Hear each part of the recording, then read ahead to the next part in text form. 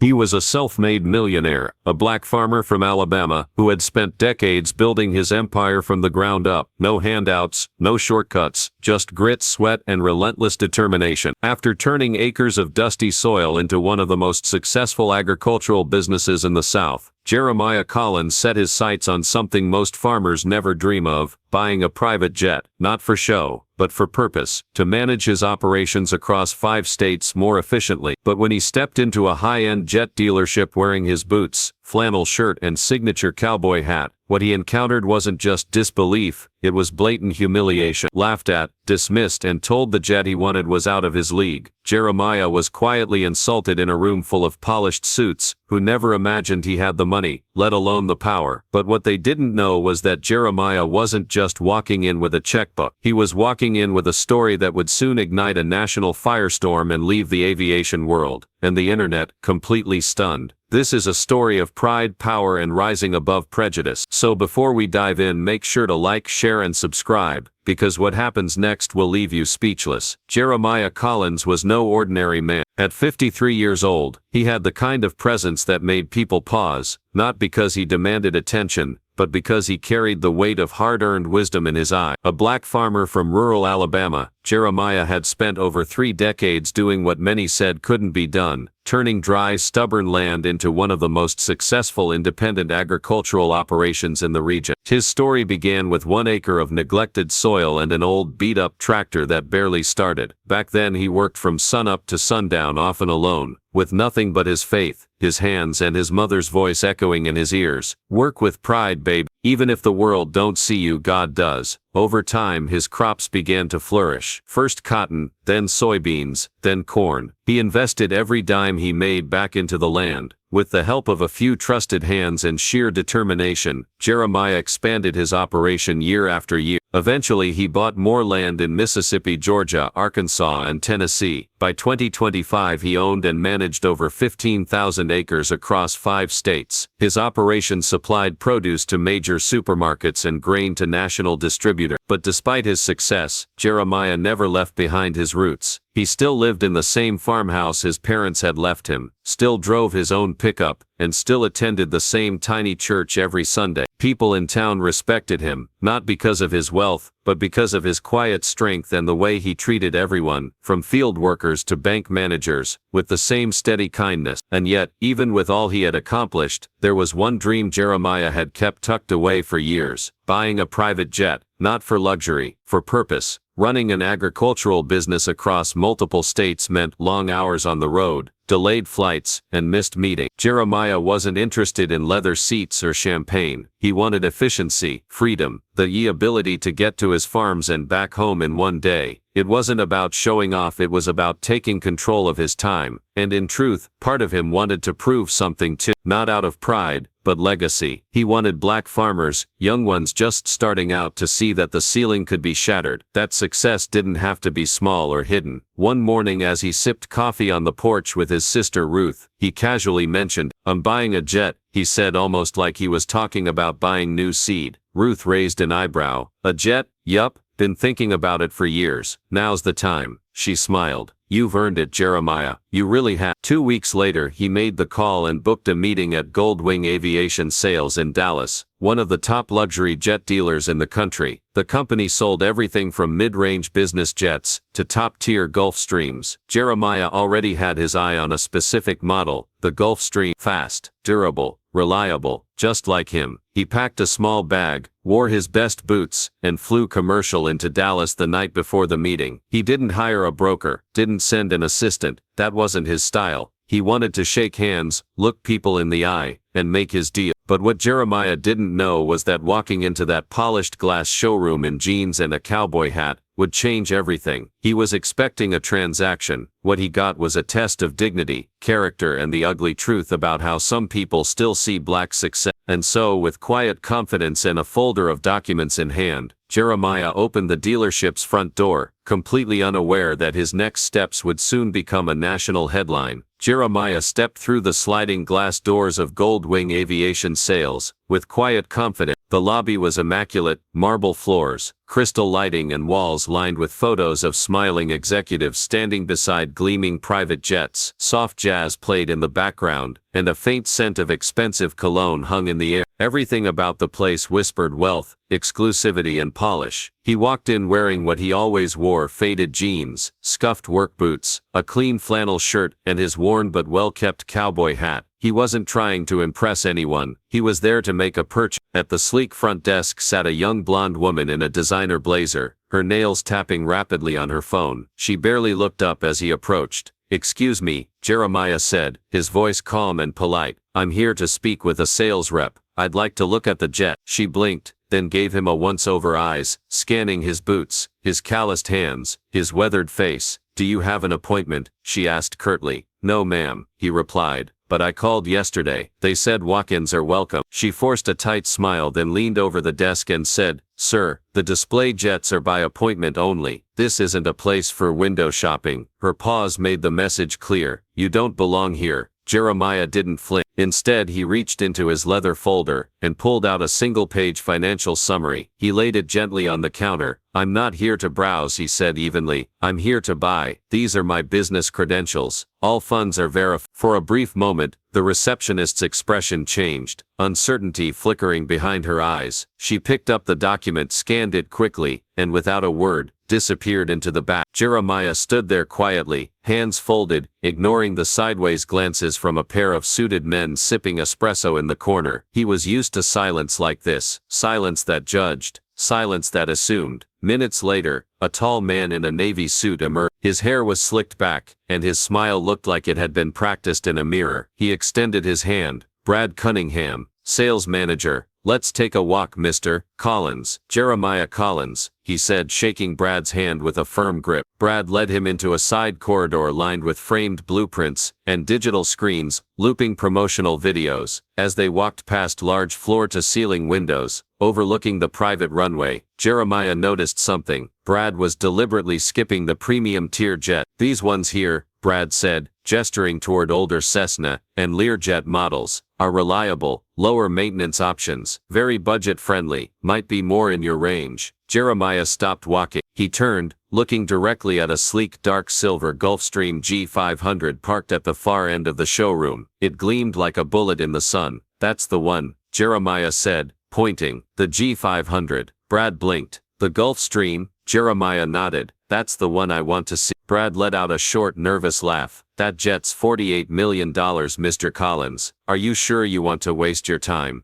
Jeremiah stared at him, calm as ever. "Are you sure you want to waste yours?" He stepped forward. "Just run my paperwork." For a beat, Brad was silent. Then, with a shrug and another fake smile, he said, "Sure, let's take a look." But the tone had been set. Every gesture, every word, every sideways glance, said what Brad wouldn't dare speak aloud. "You don't fit the mold." What Brad didn't know was that Jeremiah had spent his whole life walking into rooms that said, "You don't belong," and leaving with exactly what he came for. The next morning, Jeremiah returned to Goldwing Aviation sales, but this time, he wasn't alone. By his side was Dean McAllister, a seasoned business advisor with sharp suits, silver hair, and the kind of polished presence that executives trusted. Dean had worked with Jeremiah for over a decade, helping him scale his farming empire with smart strategy and airtight contract. He knew Jeremiah's business inside and out, and more importantly, he knew how to navigate rooms where appearance mattered more than substance. As they stepped through the glass doors, the change in atmosphere was instant. Gone was the cold reception from the day before. The same receptionist now smiled brightly and offered them bottled water. A junior sales rep appeared almost immediately to take their coats. Someone even offered Jeremiah a cappuccino. Brad appeared seconds later, this time with a broader smile and a more enthusiastic handshake. "Good morning, gentlemen," Brad beamed, clearly directing most of his attention to Dean. "Welcome back, Mr. McAllister. We're so glad to have you. We've got the full range ready for viewing." Jeremiah said nothing at first. He let the moment play out. Dean glanced over at Jeremiah, then said calmly, "Actually, Brad, I'm not the buyer." Brad's smile flickered. "Oh?" Dean gestured toward Jeremiah. "He is, Jeremiah Collins. He's the one making the purchase." For a split second, Brad's face dropped just enough for Jeremiah to notice. Then came the awkward laugh. "Oh, well, that's great," Brad said quickly, forcing his tone back into cheerfulness. "Of course, right this way." They were led to a private meeting room, walls adorned with model jets and luxury finish. A long glass table was covered in brochures and spec sheets. Brad poured them coffee and launched into a polished pitch, talking through performance stats, fuel capacity, interior customization options. He pointed to the Gulfstream G500 again, but now with less skepticism and more caution. Jeremiah listened carefully, saying little, occasionally jotting notes or asking for clarification. Then, just as Brad stepped out to retrieve some final paperwork, a young intern walked past the door, holding a tablet and muttering under his breath, but loud enough to hear. Why's a farmer even buying a jet? Probably just trying to look rich. Dean's head snapped around. He stood halfway up from his chair, jaw clenched, fury rising. But before he could storm into the hallway, Jeremiah held up a hand. Let them underestimate me, Jeremiah said quietly, eyes fixed on the door. That's when people make mistakes. Dean slowly sat back down. He knew Jeremiah well enough to recognize that calm didn't mean weak. It meant focused, calculating. 10 minutes later, Brad returned. His expression had shifted.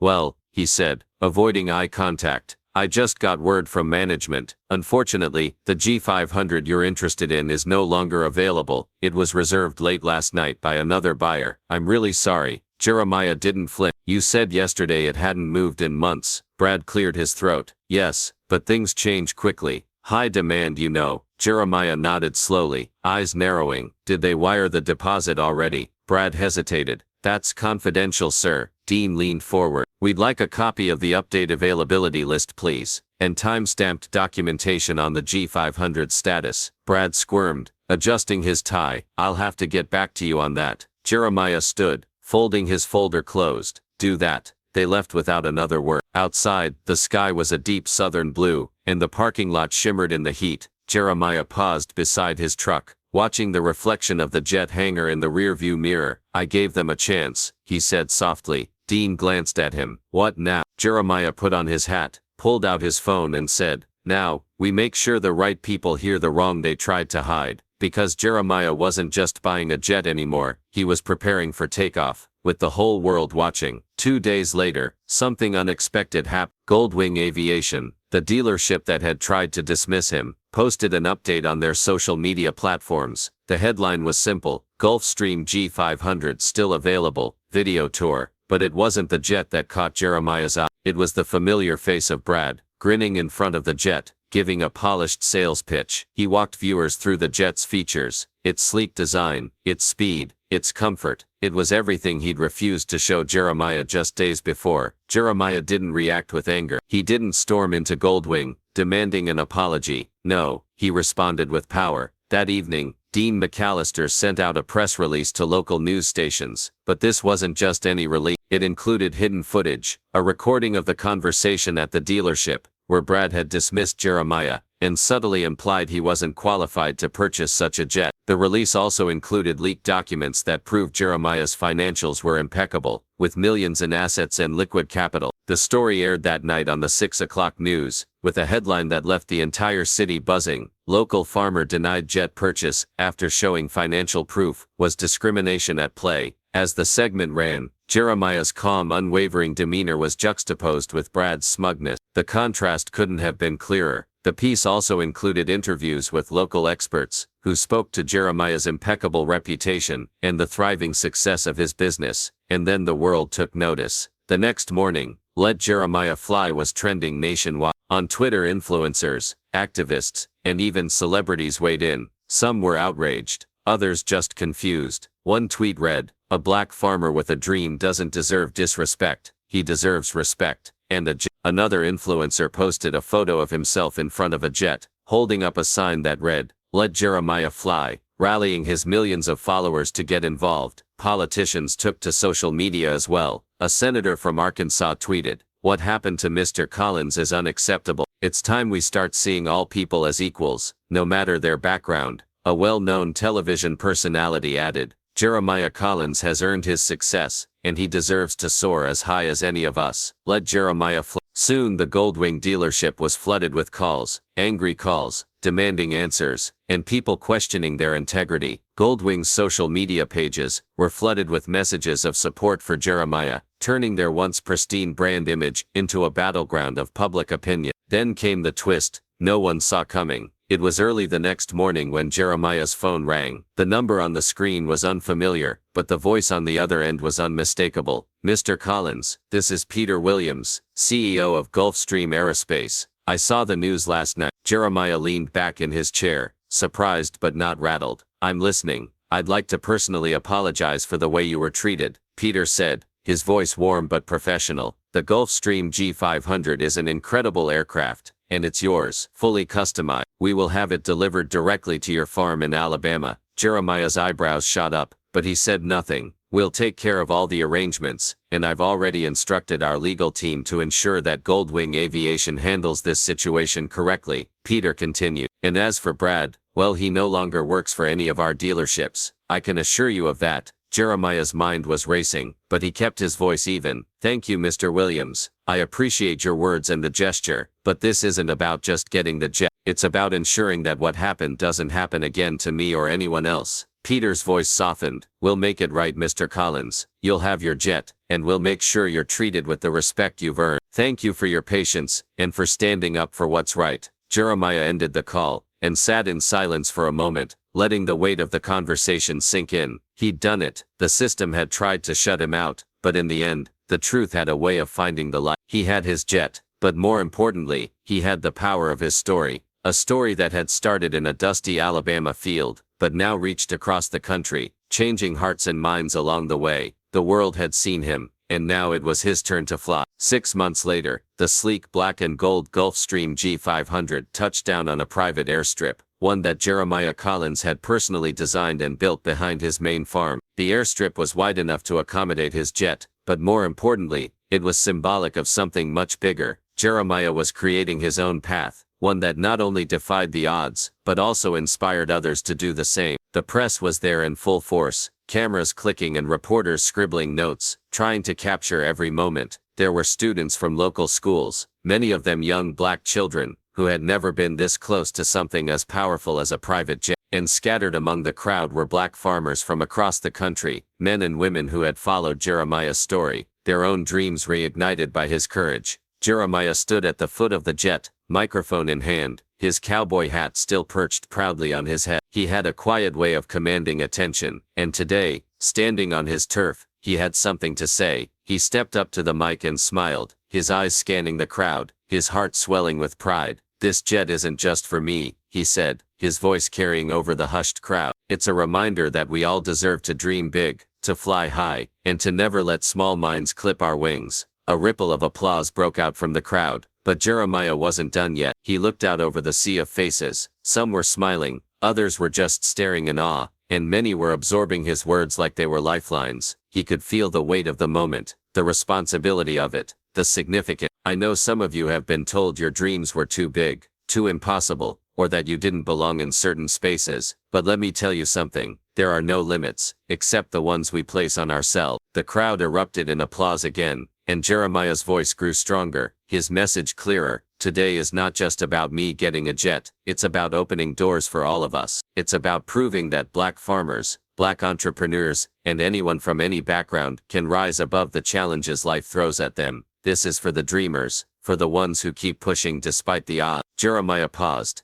and for a moment, the weight of his words settled into the air like a quiet storm, and then with a sense of finality, he made his next announcement. "That's why today, I'm proud to announce the launch of Wings for the Future, a foundation dedicated to providing aviation scholarships to underrepresented youth. This foundation will help open up new opportunities for young people, especially those who've been told their dreams are out of reach. If we can get them flying, if we can show them they can soar just as high as anyone else, then we've truly created something that will last." The crowd cheered, louder now, their applause thundering across the runway. But Jeremiah was already looking ahead, his mind focused on the future, on the next step in his journey. As he climbed into the cockpit of the jet, the doors closed behind him. With a soft hiss, he sat in the pilot's seat, hands on the controls, staring out over the horizon. The sky was clear, the sun beginning to dip, casting a golden glow over the vast farmland below. It was a moment of quiet reflection, a moment of peace in a life that had been anything but easy. He slowly pushed the throttle forward, the engines roaring to life as the jet began to accelerate down the runway. The airstrip blurred beneath him, and with a gentle pull on the yoke, The Gulf Stream soared into the sky. As the plane ascended into the sunset, Jeremiah smiled, his heart. They tried to ground him. They tried to tell him he didn't belong in certain spaces, that his success wasn't possible. But here he was, flying higher than they had ever imagined. The sky was not the limit. It was just the beginning. Jeremiah Collins didn't just buy a jet. He made history. In a world that often seeks to define people by their race, their background or their socio-economic status, Jeremiah chose a different path. His decision to buy a private jet wasn't just about luxury or status. It was about asserting his right to occupy spaces that others thought he didn't belong in. And when he was met with blatant racism and arrogance, he could have retaliated with anger, fighting fire with fire. But instead, he chose grace, strategy, and truth. The humiliation he endured at the hands of the dealership could have been enough to break most people, but not Jeremiah. His quiet strength was his armor. He turned a moment of personal disgrace into a powerful narrative that would not only shift the conversation about Black excellence, but also challenge the very foundations of an industry built on privilege and bias. Jeremiah didn't just make headlines, he made history. What was once an isolated incident became a turning point, a viral story that echoed through news outlets, social media platforms, and boardrooms across the country. Through his dignified response, he didn't simply demand respect for himself, he demanded accountability from an entire system, a system that for too long had excluded and dismissed people who looked like him, people who didn't fit the mold of those who belonged in places of power. What's more, Jeremiah didn't stop at making a statement. His response sparked a movement. As the hashtag, Let Jeremiah Fly, trended nationwide, the world stood up with him. It wasn't just Black farmers, activists, or influencers who supported him. It was a diverse community of people, each one recognizing that Jeremiah's story wasn't just about buying a jet. It was about refusing to be held back by the small minds of those who tried to limit his potential. He showed the world that no matter your background, no matter your skin color, no matter how many obstacles are thrown in your path, your dreams are valid. The road from the dirt roads of Alabama to the luxurious cockpit of a Gulfstream was never easy, but Jeremiah never let anyone's expectations define his journey. He carved out his own path, one that was paved with resilience, persistence, and most of all, a belief in his own worth. In doing so, he lit a path for others to follow. Through his story, countless people found the courage to believe in themselves. They saw that the impossible was possible. They saw that they too could rise above their circumstances and refuse to be boxed in by the limitations others placed on them. Jeremiah's triumph wasn't just about him. It was about everyone who had ever been told they couldn't, shouldn't, or wouldn't succeed. It was about proving that those who are underestimated have the power to rewrite the rules, to redefine success, and to challenge the status quo. From the dirt roads of Alabama to the skies above America, Jeremiah's journey proves one thing above all else. When you rise above hate, when you stay true to your purpose and your worth, there's no limit to how high you can fly. His story is proof that no matter what life throws at you, you have the power to transform your circumstances and defy expectations. It's a reminder that no dream is too big, and no goal is too far out of reach. If this story moved you, if you believe in the power of standing up for what's right and pushing back against the odds, then don't forget to like, share, and subscribe. By sharing stories like Jeremiah's, we continue to amplify voices of change, voices that refuse to be silent. Thanks for watching, and remember, respect is earned through action, but change begins when we refuse to stay silent. Let's keep the conversation going. Together, we can rewrite the story of who gets to fly.